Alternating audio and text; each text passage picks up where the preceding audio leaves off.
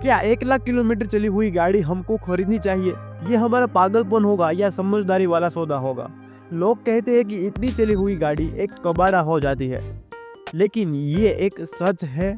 आज की इस वीडियो के अंदर हम जो है बात करने वाले हैं, पूरे टॉपिक को फैला देने वाले हैं कि ये 1 लाख ड्रिवन कार हमको जो है खरीदनी चाहिए या तो फिर नहीं, और हमारी बेस्ट अपॉर्चुनिटी क्या रहेगी कि हम जो है डिसीजन ले।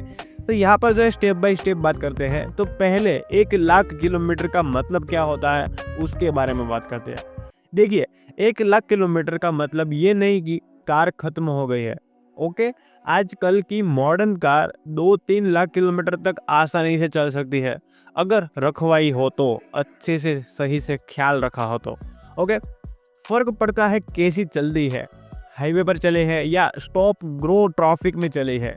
हाईवे ड्रिवन कार कम पियर एंड टियर होती है। अब ये आप समझ लेना, मैं आपको आगे समझाऊंगा। लोकल सिटी यूज ज़्यादा क्लच एंड ब्रेक इस्तेमाल, ज़्यादा घिसावट हो चुकी होती है, तो उसमें कुछ फ़र्क नहीं पड़ता, बट पड़ता है। कैसा पड़ता है देखते हैं। टेक्निकल चेक पॉइंट्स, तो यहाँ पर आपको क्या क्या चेकिंग करना चाहिए। अब अगर आप जो 1 लाख किलोमीटर चली कार खरीदने का सोच रहे हैं तो 6 चीज़ें ज़रूर से चेक करें। सर्विस हिस्ट्री, रेगुलर सर्विस हुई है कि नहीं। दूसरा, इंजन कंडीशन क्या है, ऑप्शन में न ले, ट्रस्ट मैकेनिक से सोचे और उन्हें पास करवाए। ओके। थर्ड, सस्पेंशन और ब्रेक मोस्ट इंपॉर्टेंट है। 1 लाख के बाद अगर मतलब कि ये खराब होते ही होते हैं तो थर्ड ऑप्शन भी बहुत ज़्यादा पावरफुल एक है गाड़ी के लिए चेक करवाना। फोर्थ नंबर है टायर्स, बदल गए हैं या नहीं, ये भी चेक करें। 5वें नंबर पर क्लच और गियर बॉक्स स्मूथ या टाइट है तो फिसल रहा है तो कुछ तकलीफ हो सकती है। छठा, आरटीओ यानी कि जो हमारा आरटीओ होता है और paperwork, no accidental history incoming valid हो सकती है, तो वो भी चेक कर लेना। अब यहाँ पर पार्ट्स 3 की बात करें तो यहाँ पर मैथ रिलायबिलिटी की बात करते हैं कि मिथ 1 लाख किलोमीटर कार कबाड़ा।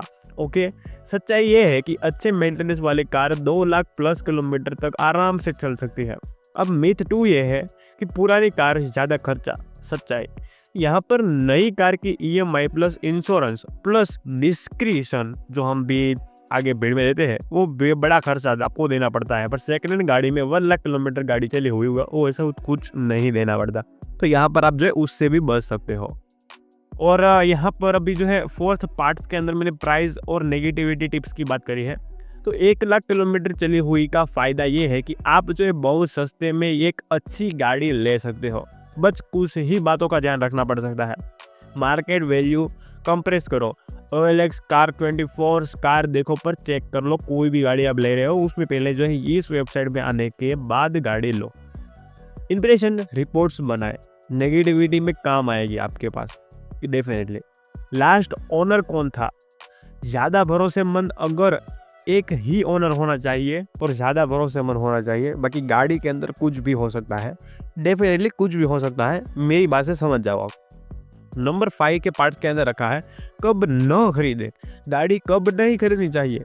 कुछ केस में ऐसी कार नहीं लेनी चाहिए, बहुत ही ज़्यादा ओनर्स बदले हो गए और सर्विस हिस्ट्री मिसिंग हो, एक्सीडेंटल रिपेयर ना हुआ हो और आरसी पे लिखा हो कंपनी यानी कि कमर्शियल यूज़, तो भी नहीं लेनी चाहिए। ओडोमीटर के अंदर जलाशाई आ गई है यानी कि कुछ छेड़छाड़ करी हुई है, तो भी कुछ गाड़ी को अवॉइड कर दो, गाड़ी मत लो। कुछ ऐसे कुछ पॉइंट हो सकते हैं तो आपकी गाड़ी को और आपकी फैमिली को कोई अलग दुविधा में डाल सकती है।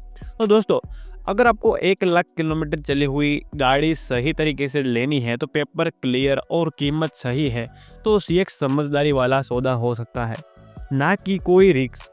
मेरी बात सुनो, कोई भी बात का यहाँ पर डेफिनेटली वो नहीं है कि सेकेंड हैंड 1 लाख किलोमीटर चली हुई गाड़ी है तो फिर सेकेंड हैंड गाड़ी आपको नहीं खरीदनी चाहिए।